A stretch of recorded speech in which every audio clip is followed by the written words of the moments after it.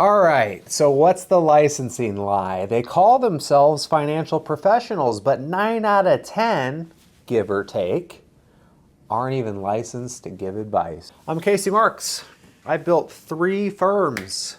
I've scaled nationally. I've mentored thousands of advisors. I have sat with the billionaire ruling class. I am here to tell you what the financial system does not want you to hear, because the system isn't broken, it was designed this way. I have spent the last 15 years building Crown Haven, Bull Baron, Pinecone, Annuity Lock, sitting down over 60,000 hours with real families, hosting a radio show on the #1 platform, doing television for free, hosting it on my website. I've written a couple of books. I've been on a mission to fix a broken system that confuses titles with trust, marketing with acumen, and I'm telling all in my book, Inheritance. So subscribe, share, follow me at RealKCA Marx on Twitter, and let's decode the biggest credential scam in finance. Here's what you need to know before you ever hand somebody $1 to manage your future. There are approximately 3 million people in America calling themselves financial professionals, and only about 300,000 to 400,000 of them hold a securities license. That means 80 to 90% of those people giving financial guidance can't legally give financial guidance. They can sell, they cannot plan. Here's the problem: you can't tell the difference because they all look the same. Clean websites, warm smiles, trust language, identical titles. Same suit, same script, totally different obligations. Let's talk about the folks who are licensed. Inside the folks that actually are licensed, they're living in 2 very different worlds. You got brokers, registered reps, that are operating under the suitability standard. They can recommend to you whatever is suitable. It doesn't have to be the best thing for you. Their loyalty is to their firm. Then you've got investment advisors, registered investment advisors, or investment advisor representatives, which have to operate under the fiduciary standard, and they are legally obligated to act in your best interests at all times. Their loyalty must be to you. Same title, advisor, different game entirely. A broker is going to push a product. A fiduciary is going to build a plan. That's the line between sales and service. And if you don't know, ask them to put it in writing. Let's talk about the middlemen behind the curtain. In the insurance industry, most insurance agents don't work directly with carriers. They can't. The insurers don't want the liability. So they have to go through an IMO or an FMO, field marketing organizations or insurance marketing organizations. And these are marketing groups whose real job is production, not planning. Now on the investment side, broker-dealers are playing the same exact game. They've got approved lists of funds, preferred funds, internal product quotas. So the person across the table from you may look independent but have zero freedom. They could have a recognizable name behind their logo, but you are never going to see the strings that pull every decision.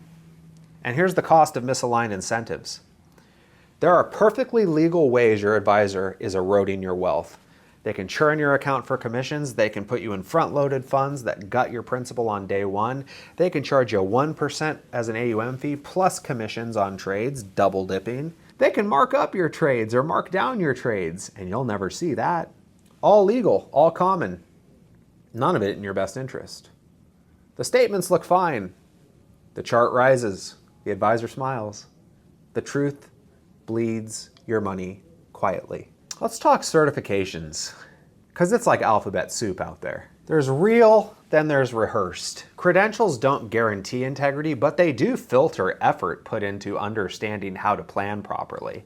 Watch out for CFPs. That's comprehensive accumulation planning. These folks have done some work. Watch out for RICPs. Those are retirement income certified professionals. And they are designed to help you at the retirement phase of your life or pre-retirement phase of your life. Watch out for the certified financial fiduciary designation or the certified independent financial advisor designation. These are both fiduciary standards and independent conflict-free advice. People who earn these usually plan to stay in the industry and do it the right way, not churn your account. Here's how you protect yourself. First of all, trust your instinct, but then verify all of this on paper. Are you a fiduciary 100% of the time? How are you paid? Fees, commissions, or both? How does that affect me? Are you under the suitability standard or the fiduciary standard? Can you walk me through the plan, not just a portfolio? Do you coordinate my tax and legal team for me? How many clients do you serve personally? Then check FINRA, broker check, the SEC Investment Advisor public disclosure page, and any written fees or contract the firm offers, conflicts of interest, that can be found on their Form ADV. Now let's tell the truth about commissions. Not all commissions are bad. Sometimes they can actually save you money. Big caveat, the advisor has to be holistic. Securities and insurance together. They have to be independent. Access to the entire spectrum of tools. And they have to be a fiduciary.